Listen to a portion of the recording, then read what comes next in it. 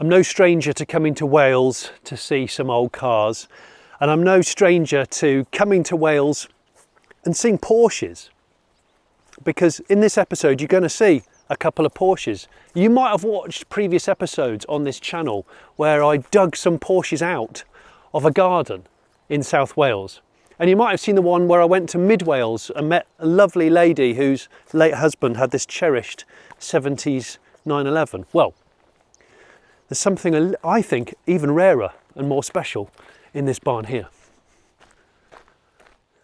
So we're going to see multiple Porsches today, early Porsches, but the one we're going to focus on in particular hasn't been in this barn for all this time. I'll be honest, it's moved to a couple of different locations, but it's never been worked on.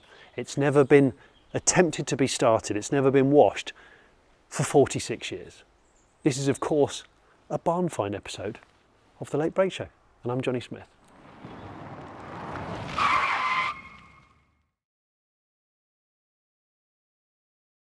So this is a tale of two halves. This is Matt. Matt contacted us a couple of years ago about this car when it was in your garage. Yes, yeah. And you're the one that found it and extracted it from its original resting place. Yeah.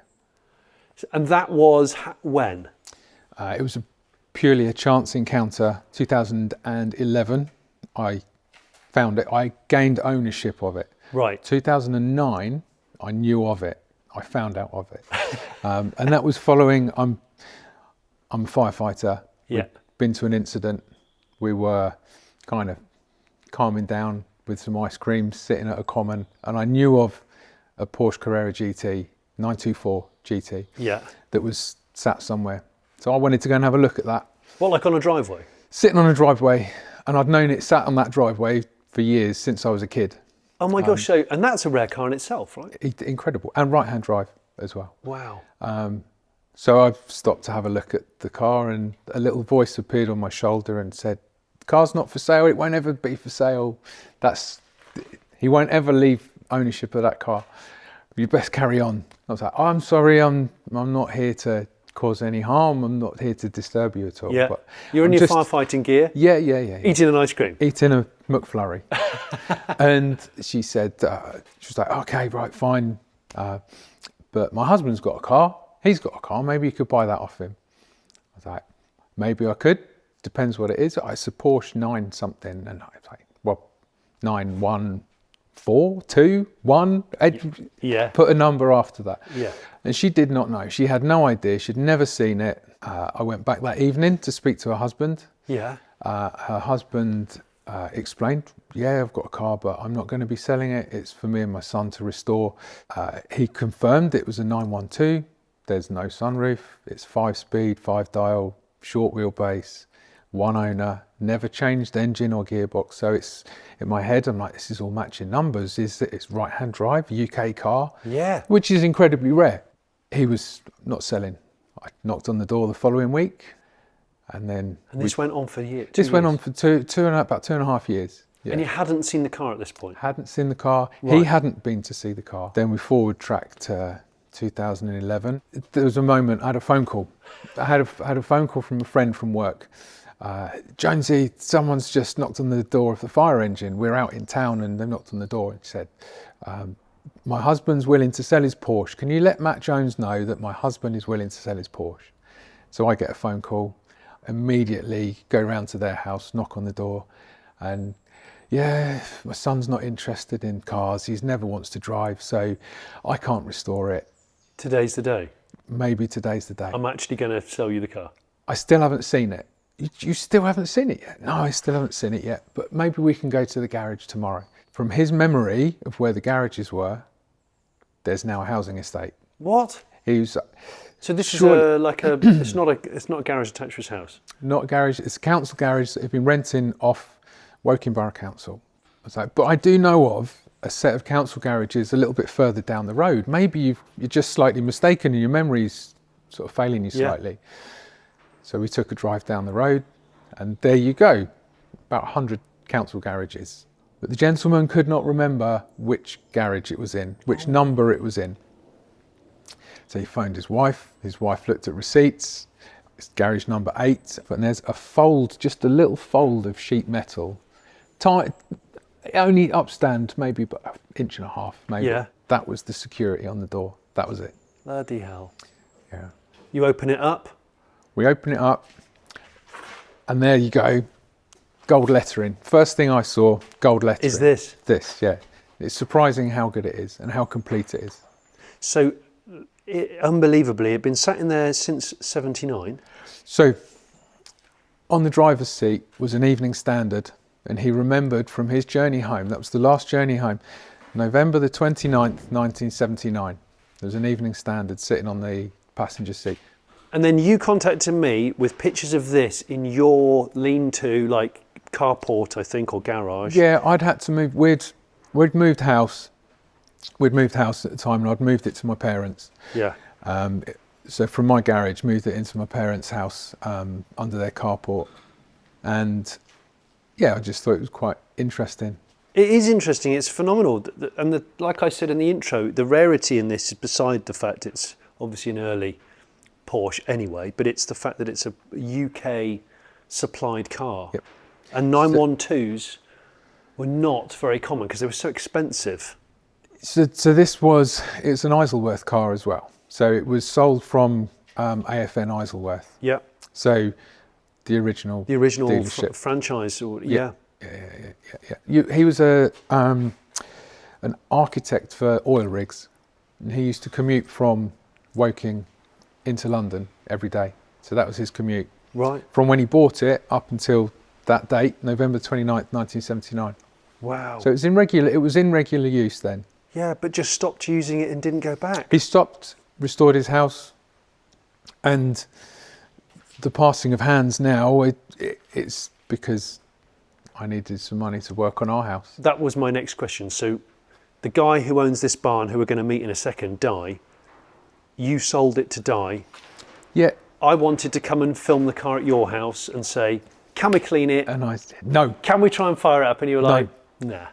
As soon as I touch this, as soon as I clean it, as soon as I put oil in the barrels to try and free the engine, yeah, it becomes a project. As it is, it's still a barn find. It's not in the original garage, the council garage that it was in. It's not, but it's still completely untouched. I didn't want to touch it until I was ready to do it, the complete project, all the way through. I understand. And, you know, a few things happened. COVID gave us an opportunity to move house and get something incredible for us and the kids for the future. So this is staying as it is. You've had to be really rational.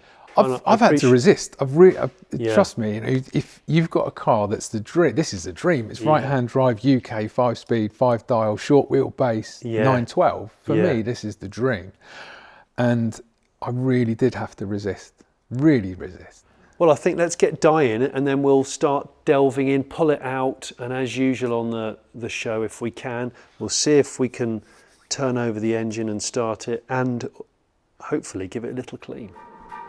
Oh, there we go. No, that's all right. There we go. Yeah, you can go full lock a bit more. All right. Yeah. Straighten out a bit now. Yeah, all right. Left hand down all the way. All the way now. Don't hit the other Porsche.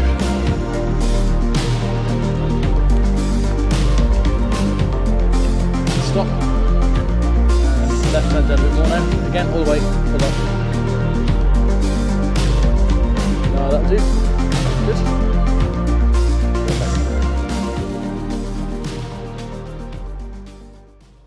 So this is Di, and this is Di's barn.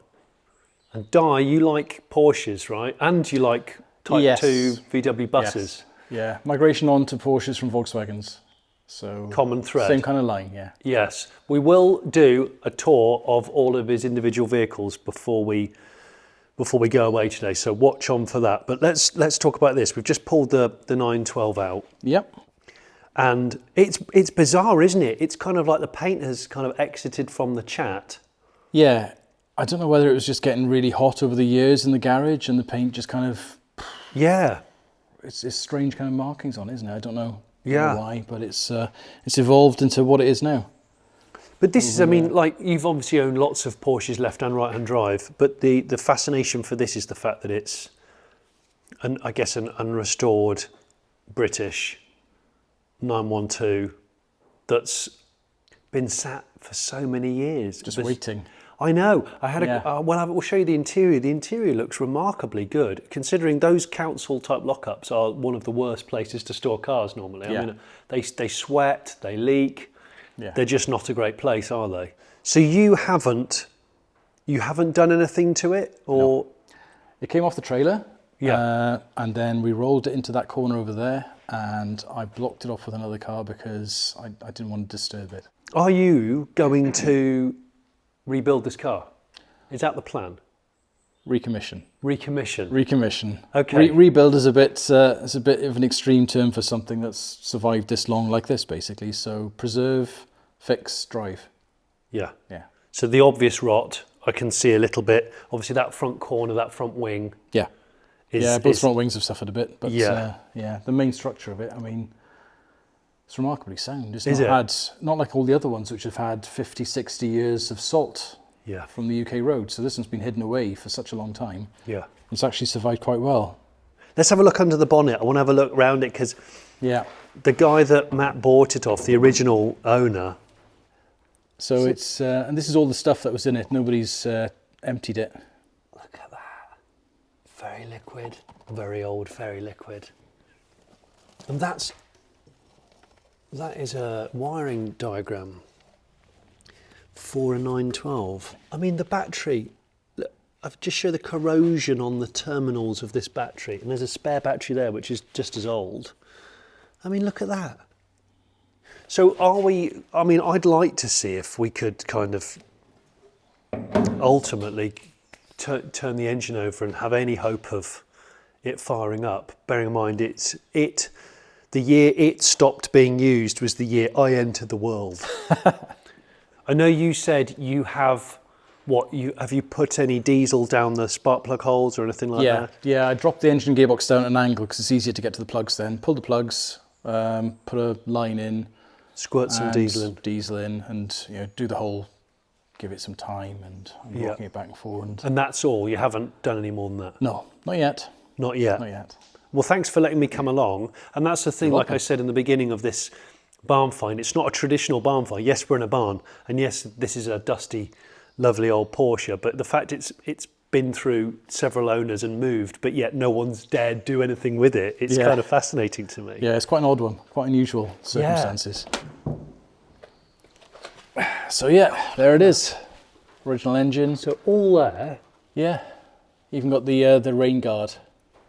Right, which often disintegrates, I would have thought. Well, it's plastic, but a lot of them get removed, cracked, broken. 911s never had these, only 912s. Oh, really? Yeah, because the fan would have been fouling it. Oh. So 911 engines got wet, 912 engines were protected. Yeah. So it did have air filters on it when you bought the car, did you? Yeah, I've got them over there. But you can see a bit more of the colour here. Yeah, you can. It's quite a deep burgundy, is it? Yeah. Oh, but yeah. It's kind of faded to weird purpley in some places because the red pigmentation back in the 60s was iffy. Yeah. Mm. What's the mileage of this car? Do you remember? I don't know. It'll be on the dash. Have a quick look. Have a quick look. You got that? Yeah. Because Matt said the guy used it every day to drive into the central London. Well, it's showing 15,000 miles. Well, that can't be right. It's got to be, 115? Surely. And if he did that between 68 and 79... 11 years. Yeah. Yeah. That's quite a lot of miles. It is, yeah. For that era. Yeah. But then looking at the seats and stuff, it doesn't seem very worn at all. No, it doesn't. So as Matt said, and you're the guru on this, Di, so please, 5 dials. Yep. 5 speed. Yep. Dogleg first. Dogleg first. I'm noticing a Panasonic. Is that an 8-track? It is. Oh my gosh. That's aftermarket 8-track. That's really cool. For the tunes to London. It's got like a key on it. Is that like an anti-theft key or something on the side? I haven't seen that. Look there. Oh yeah, well I think there's a handle there. It's one of the retractable ones. Look. Oh, so you remove it and then that would have been really expensive in its time. Yeah. So this has got the standard gauges, which is 68 model year. So the early ones are like green numbering on them. Yeah. But the steering wheel and the horn push, that's all the same as the early cars. It's beautiful. I love that steering wheel. Headlining's really good. Yeah. As Matt said, I think you or Matt said the back seats. I mean, the back seats look. Yeah, they're pretty much untouched. I don't think anybody's sat in them. Usually carpets are when rodents like to hang out. I can't see signs of much rodenty action. No, the rubber mat down there has been worn away a bit, but apart from that, it's all there. Right, if you've got a vacuum, I'm gonna actually vacuum the outside of the car, the dust, the worst of it, push it outside, give it a sympathetic clean, because I know you aren't intending to repaint this car. That's right. So I'm not gonna be like high pressure blasting it or anything like that. I have to do something a bit more sympathetic. Delicate. Yes. Yeah, perfect.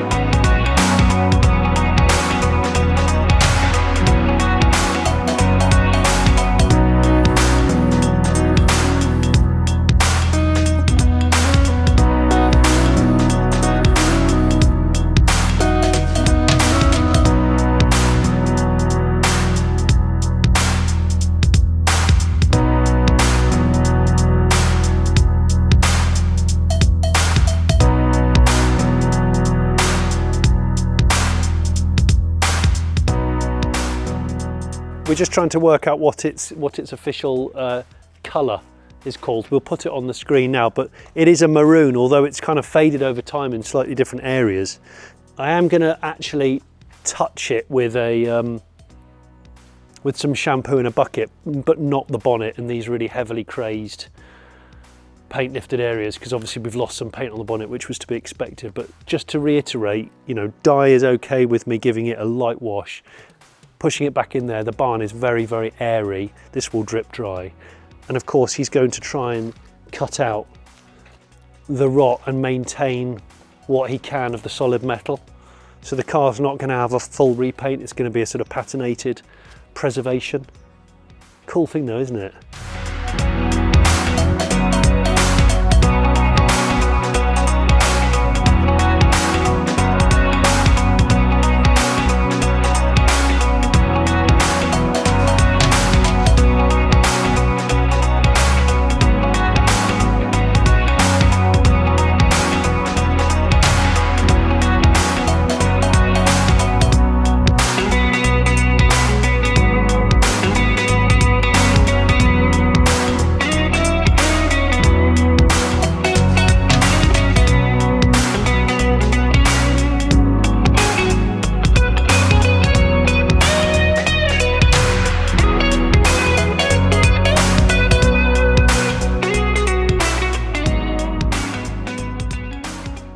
Right, we're just going to get into the engine bay and see if it'll turn with the good old adjustable. It's had diesel down the bores for a couple of months. I've been trying it a bit every now and then, but nothing's been happening so far. But you never know. So normally you get a little bit of a shimmy there if it's just stuck on the rings, because you've still got a little bit of movement of the pistons. But there's not a lot moving anywhere down there at all. We're going to probably snap the fan belt if we... Yep, there's the fan belt gone. But yeah, that's basically as much pressure as we can kind of put on from this end. I mean, we could try rocking it in gear a little. Let's try that. Yeah. Yeah. No, we're not... Oh, hang on. Does that just move? Hey! Does that just move? I think so. Try again. Yes. What? Is that just free? That has just freed off. You're kidding. That Well, I need a new fan belt, but right. Have fun. Absolutely. Well, I wasn't expecting that. That's definitely a bonus. Right. Johnny's just popped up for lunch, so we've had a surprising result with it turning. So we're just going to get it towards the ramp now, and then we'll have another look at it when he's back.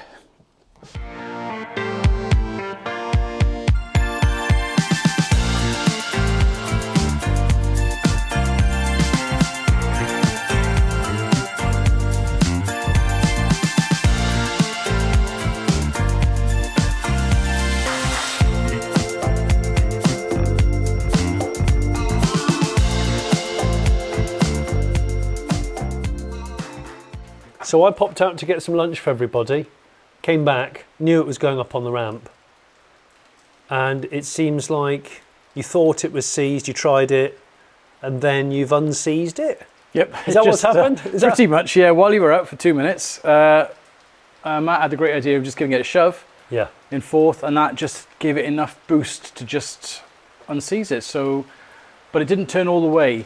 Okay. Possibly a stuck valve or something stopping it. Yes. Because there's no plugs in there, so there's nothing no hydrolocking it or anything, no. So there shouldn't be anything to do with that. So we're just going to pop the rocker covers off. With your long screwdriver. Yeah. So there's an easier way to see it here. That's a 912 cylinder head. Di wants me to demonstrate with his spare 912 head. So obviously flat 4 engine, horizontal. And the problem with it being horizontal when it's sitting like this and you're trying to soak it in penetrating oil or whatever is the gravity will only soak the lower parts of the pistons and not the other side. Whereas if it was an upright engine, obviously you can just let it sit. But the valves do tend to. In fact, I've done a barnfind VW bus, bay window crew cab, and in hindsight, multiple valves were stuck. Yeah. So those are the. There's the 2 inlet exhaust, 2 inlet valves there. Yeah. And then the exhaust valves are at a completely crazy angle there compared to Volkswagen. Yeah, they are. Yeah. Yeah, I've not seen these before. That's interesting. So we want to just check that they're not stuck, I guess, before you proceed. Yeah. So and I know that when you were talking about it before, that the carbs are very corroded. Right. Yeah, I mean nothing's moved on those carburetors. All the seals have been baking for 45 years.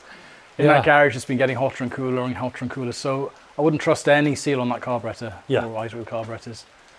So but that's really good news. It is fantastic news that it just moved. I was really surprised, and I think so was Matt.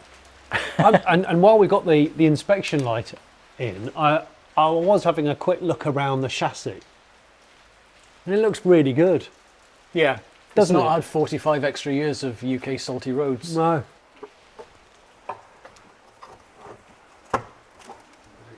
Okay. Yeah. Here we go. Oh, not too bad. Not too bad. Oh, that's okay. There we go. Yeah. That's all right. Just put that directly below. It'll catch any drips. And now we can see the oily delights. There we go. Nice.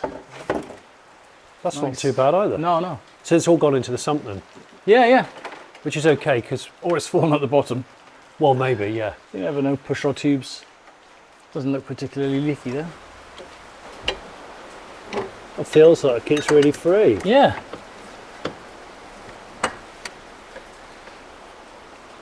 It's just access is a bit of a bitch, isn't it? It is, yeah. It's quite tight with this rear bar. Yeah, there's something definitely jamming that there. Yeah, that's not going any further. We decide that it's not 27. This is fun. This is good fun. If the engine frees up completely and we'll do full revolutions, we're still not going to go for a fire up today because Di is not happy about the level of corrosion of the carburetors and things. He has actually got a set of restored carburetors in stock, but we won't be putting those on today. I think what he'll do, what he said he's going to do, is going to work on this over the next week or two. And actually, if it does free up, he's going to go through it and see if he can get it to fire up and potentially see if it'll drive. And if he manages to do all those things, we will put them at the end of this video to prove it. This is the moment you might have been waiting for, the miniature tour of Di's Porsche barn. Although not just Porsches, we'll come on to those. Yeah, so just a miniature tour. So in this corner, I know that's a 911 because it says it is. Yep. Presumably because I know you chase early cars. You've got a bit of a thing for chasing early. Always. Exactly. Is that what it is? It's December 65, this one. Came from the USA. A long time ago, actually. It came to the country in 2006. Okay. And then it came into my possession about 2018. So it's part of a collection. Quite a solid car, despite its looks. Yeah. So it needs a bit of rear floor and a bit of TLC, and then it's a solid shell. Good start. With an engine? No engine at the moment. It came from the States with no engine, because they've managed to get 3 cars into a 40-foot shipping container somehow. Tight fit. Oh my gosh. Yeah. Okay, so mid-restoration. Yeah, well, mid TLC at the moment. It's been trumped by the right-hand drive for now. I was going to say, and of course, because of this, the dawning of this early 911 historic racing, that I've seen a lot of Goodwood Revival and stuff. Yeah, the 2 litre Cup. Those cars are suddenly even more in demand, I presume. They are, yeah. I have sold a couple that have gone on to they're being built as race cars for that series now. Yeah. Yeah, so both of these, the 66 here, the slate grey 66 and the red 65, are both eligible short wheelbase cars. Right. Yep. That's what that is, and that's right-hand drive. No, this is a lefty. Oh, sorry, yes. Another USA car. Yeah. I actually took it in Part X against 911S that I sold to a friend. Oh, really? Yeah. Just constantly. You're not even in the business, though, are you? I'm not. This is a hobby. But he really wanted that car, and I wasn't chasing S anymore, so it just panned out that that's the way it happened. Okay. So yeah, an accidental car. What are you stood right in front of? Oh, a little engine.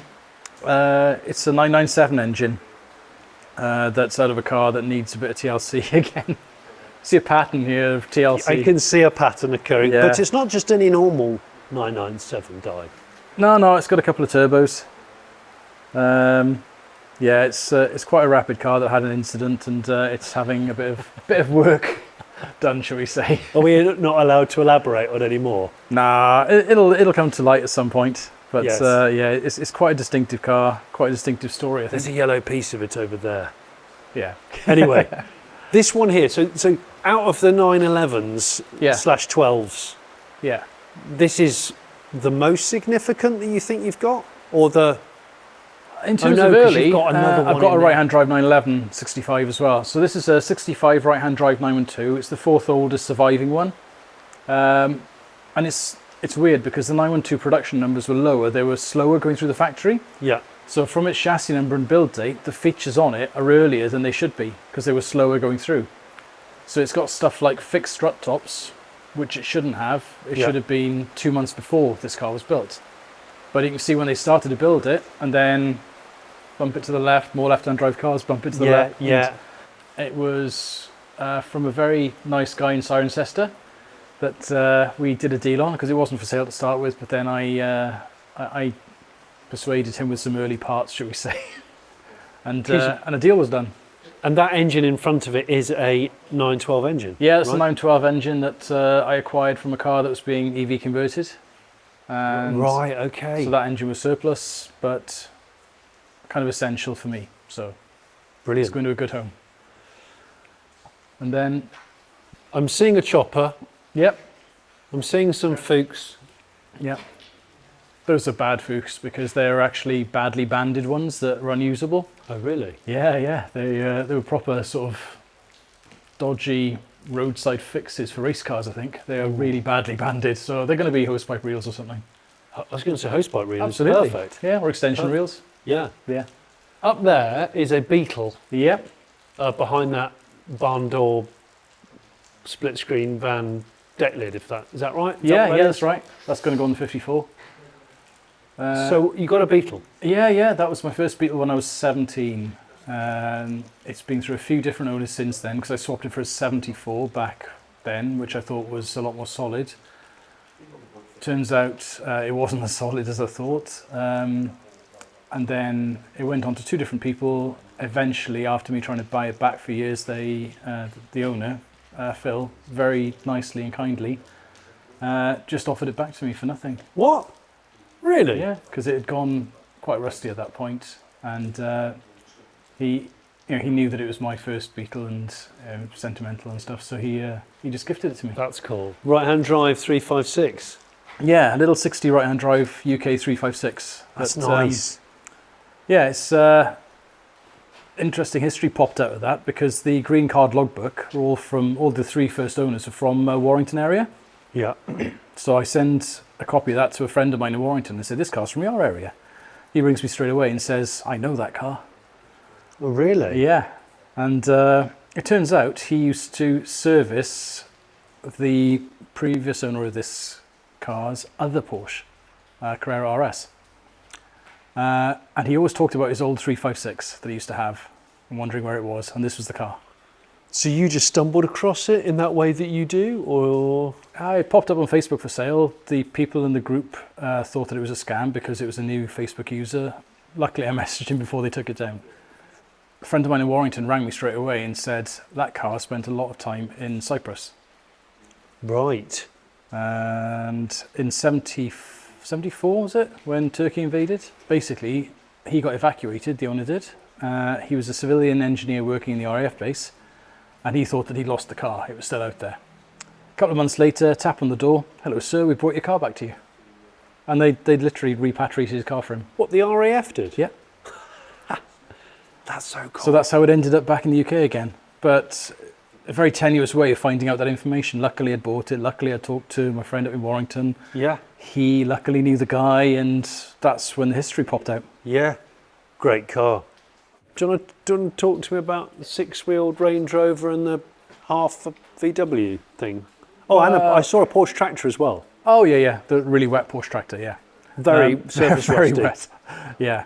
6-wheel Range Rover, we're not sure who did the conversion and when it was done. I think it's quite an old job, but there were some small coach builders that did those at the time. Can't track who it was. Previous owners were apparently, there were 2 circuses that owned it. Not really sure what they used it for. 2 circuses. And then the 54 bus, that's from Norway. That's a panel van, barn door. The chassis out of it at the moment. That's in the other shed on the Select being built. And so barn door, for people that don't understand split screen vans, the barn door refers to the earlier pre-55? Yeah, 50 to 55 only, the very early vans. Yeah. Large engine lid with a fuel tank and the spare tyre in the back end. That's right. Hence why you got the big engine lid. Yeah. And of course this year is the 75th anniversary, is it 70 or 70th? 75th of the first, Type 2? Oh, yeah, 1950s, Amazing. Yeah. Nice to see the sun's come out for us. Yep. So this is your Porsche parts emporium. That's one word for it, yeah. My you could say that. gosh. This is where the debris lands. So this is, remind me again, this is the earliest right-hand drive car? No. No? It's a late 65 right-hand drive. Right. A friend of mine found it for me, and it was kind of fished out of a hedge with a chain. Genuinely? Yeah. Yeah, it bent all the back end. Tell me why you or your friend didn't phone me and perhaps suggest a barn find. Because it was already out. Oh, okay. Yeah, it was already out and it was up for sale. So. You're forgiven. You're forgiven. Yeah, but didn't know anything about it apart from the VIN, and then we did a bit of research, got the AFN records from when it was new, discovered who the first owner was, and then discovered a bit more about it and who he was, and it turns out he raced it when it was new. When it was new? Yeah. So in '66, he raced it at the Mugello Grand Prix, and before that, he raced it at Snetterton in the UK. Right. So a couple of the Porsche guys found out about that, and they were asking a lot of questions about the Snetterton race, so they managed to track down a program for it, and there it was, Porsche 911. In the entry list? In the entry list. Right. And that predates any other 911 to be racing in the UK so far. So at the moment, this is documented as the oldest 911 in the UK to have raced. Blimmin' heck. That's quite an accolade. Yeah, it's quite lucky to find that out, really. And it was a hedge find? Hedge find. Oh my gosh. How rotten was it?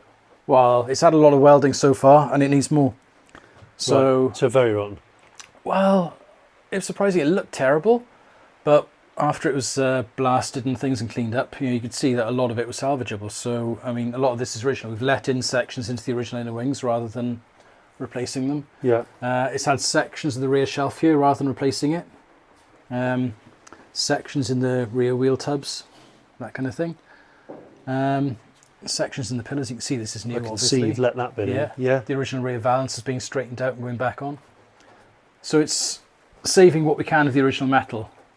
But it costs the same as replacing all the big panels anyway, because you're still got to buy a big panel if you use 10% of it. But you're just trying to keep as much of the actual correct Original date car. Yeah. Interesting.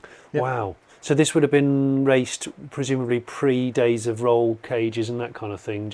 Oh yeah, literally the just only with a thing they number on the did- door and that's it. Yeah, number on the door, and they took the horn grills off the front to get more air into the brakes. Really? That was about it. Yeah. Goodness. Yeah. How cool.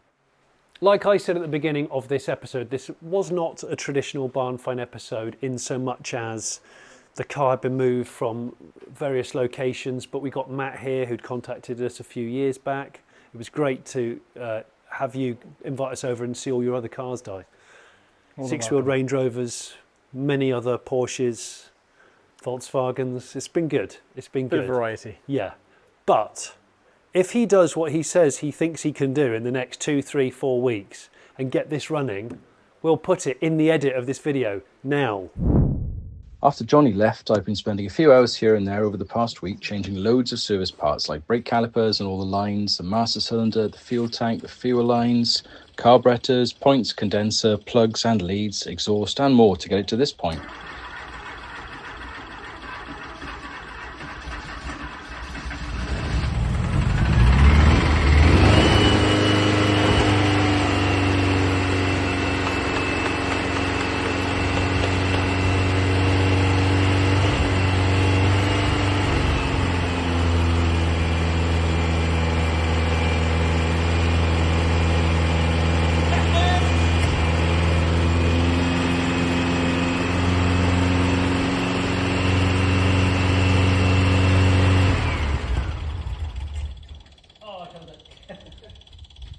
There's still loads to do, of course, but it felt fantastic to hear it fire up. I taxed and insured it and managed to get it out for a quick spin. Its first time in 46 years.